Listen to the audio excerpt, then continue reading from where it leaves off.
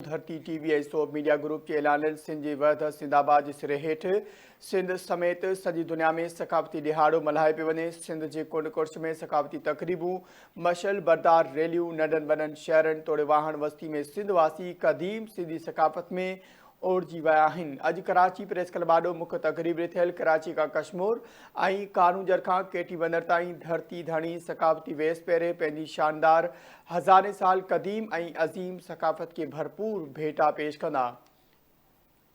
धरती टीवी ऐं soap media group जे ऐलानियल सिंध जी वहदत सिंधाबाद जे सिरे हेठ सिंध समेत सॼी दुनिया में सकाफ़ती ॾिहाड़ो मल्हायो पियो वञे। सिंध जे कुंड कुर्छ में सकाफ़ती तक़रीबूं, मशल बरदार रैलियूं नंढनि वॾनि शहरनि तोड़े वाहण वस्ती में सिंध वासी क़दीम सिंधी सकाफ़त में ओढ़िजी विया आहिनि। अॼु कराची प्रेस क्लब आॾो मुख्य तक़रीब थियल।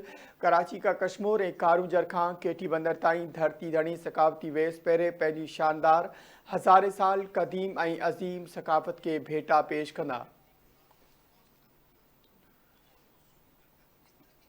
धरती टीवी ऐं सोप मीडिया ग्रुप जे ऐलानियल सिंध जी वहदत सिंधाबाद जे सिरे हेठ सिंध समेत सॼी दुनिया में सकाफ़ती ॾिहाड़ो मल्हाए पियो वञे। सिंध जे कुंड कुर्छ में सकाफ़ती तक़रीबूं, मशल बरदार रैलियूं नंढनि वॾनि शहरनि तोड़े वाहण वस्ती में सिंध वासी क़दीम सिंधी सकाफ़त में ओढ़िजी विया आहिनि। अॼु कराची प्रेस क्लब आॾो मुख्य तक़रीब थियल। कराची खां कश्मीर ऐं कारूंजर खां केटी बंदर ताईं धरती धणी सकाफ़ती वेस पहिरें पंहिंजी शानदार हज़ारे साल क़दीम ऐं अज़ीम सकाफ़त खे भरपूर भेटा पेश कंदा।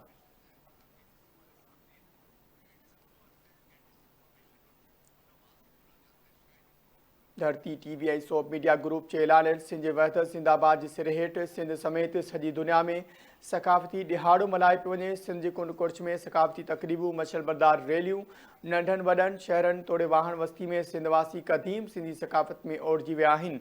अॼु कराची प्रेस क्लब आॾो मुख्य तक़रीब थियल। कराची खां कश्मीर ऐं कारूंजर खां केटी बंदर ताईं धरती धणी सकाफ़ती वेस पहिरें पंहिंजी शानदार हज़ारे साल क़दीम ऐं अज़ीम सकाफ़त खे भरपूर भेटा पेश कंदा।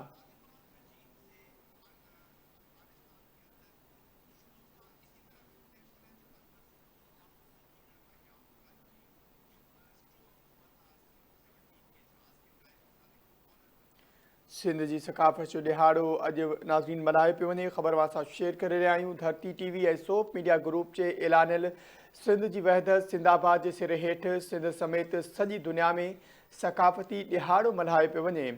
सिंध जी कुंड कुर्छ में सकाफ़ती तक़रीबूं, मशल बरदार रैलियूं नंढनि वॾनि शहरनि तोड़े वाहण वस्ती में सिंध वासी क़दीम सिंधी सकाफ़त में ओढ़िजी विया आहिनि। अॼु कराची प्रेस क्लब आॾो मुख्य तक़रीब थियल। कराची खां कश्मीर ऐं कारूंजर खां केटी बंदर ताईं धरती धणी सकाफ़ती वेस पहिरें पंहिंजी शानदार हज़ारे साल क़दीम ऐं अज़ीम सकाफ़त खे भरपूर भेटा पेश कंदा।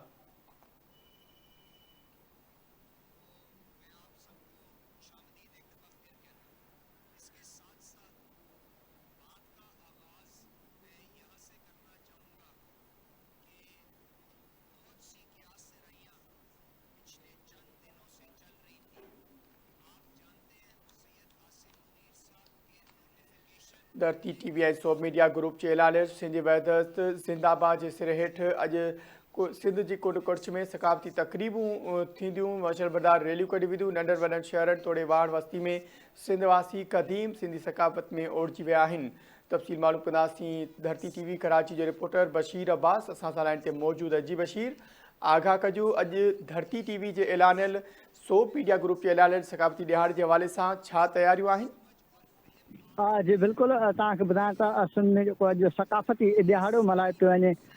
धरती टीवी ऐं सोप मीडिया ग्रुप पारां सिंध जी वहदत ज़िंदाबाद उन जे हवाले सां सिंध जी राजधानी कराचीअ में बि सकाफ़ती ॾिहाड़े मल्हाइण जूं तयारियूं जेके आहिनि उहे ज़ोर शोर सां जारी आहिनि।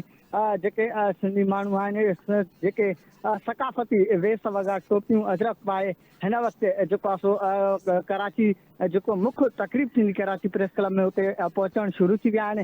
हिन वक़्तु जेको आहे ॻाल्हि कजे त जेकी स्टेज आहे उहा पिणु तयारु थी चुकी आहे। जेकी मुख्य तक़रीब थींदी आहे कराची प्रेस क्लब जे अॻियां उते जेको माण्हुनि जो अचण जो सिलसिलो सिंधी माण्हुनि जो शुरू थी वियो आहे, जंहिंमें मासूम ॿार आहिनि, नंढा वॾा मर्द औरतूं वॾे तादाद में पंहिंजो हीउ अॼोको जेको ईद जो ॾिहाड़ो आहे सकाफ़ती ॾींहुं उहो मल्हाइण जे लाइ पहुचंदा आहिनि। मां तव्हांखे ॿुधायां त मुख्य तक़रीब आहे उहा थोरी देरि सां शुरू थींदी।